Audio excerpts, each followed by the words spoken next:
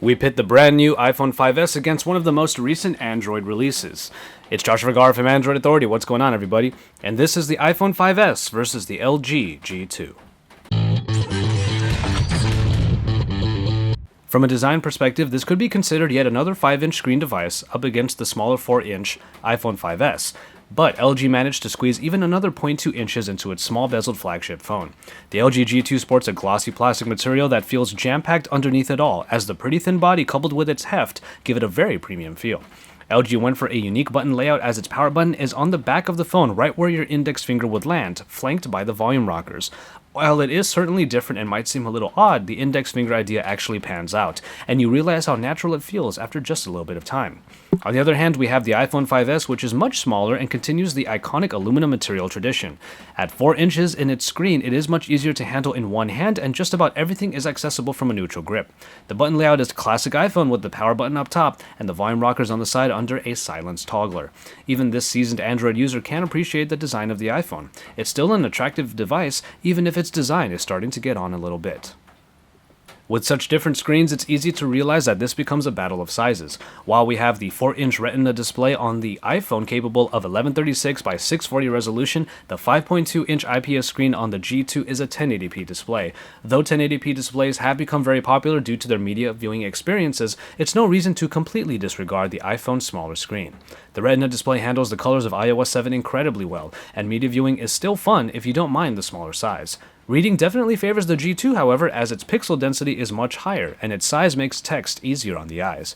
Ultimately, it's up to you what kind of viewing experience you want, but you do have to remember what handling experience you'll have to deal with as a result. As you'll hear is the case in plenty of these comparisons against Android smartphones, it's a matter of powerful Snapdragon processors up against an updated Apple offering. The LG G2 sports the Snapdragon 800 that clocks in at a whopping 2.2 GHz and gets double the RAM over its competition. The 5S, on the other hand, is one of the first devices to introduce 64-bit capabilities in its processor. However, in usage, this isn't quite as important. What is important is that the iPhone still smoothly gets through its elements with no stutter or delay, just like what is possible with the incredibly powerful package found in the G2. In hardware, both of these phones don't have any removable parts and thus no expandable storage or removable batteries are included. The iPhone can get from 16 to 64 gigabytes of storage while the G2 keeps it to either 16 or 32.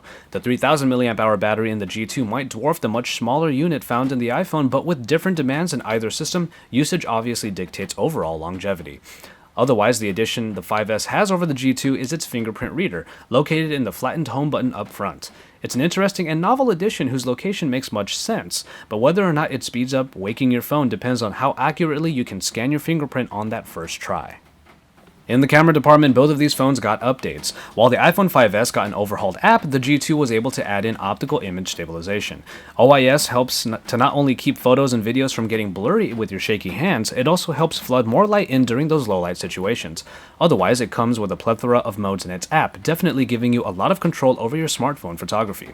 The iPhone 5S brings more modes into its app, which gets a very attractive makeover as a blur transition gets you from one to the other. Additions include a square mode, basically for Instagram, slow motion video capture, and a bunch of filters, live filters built in.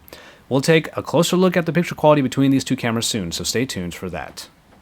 And finally, in software, we deal with the battle of the numbers when it comes to user interfaces. iOS 7 gets a big design update and now is much flatter, includes many translucent effects, and is overall much more colorful.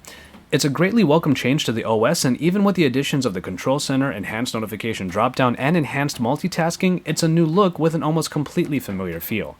The Optimus UI of the G2, on the other hand, should be familiar to LG veterans who know the multitudes of things that it is capable of. Q-Slide apps, Q-Memo, and Q-Remote are just a few of the many things the G2 is capable of, not even mentioning the new Slide Aside, which puts aside whole applications in a stack for later usage. To many, iOS is an interface that just works, but to plenty of others, it might be too simplistic. It certainly looks much better this time around, however.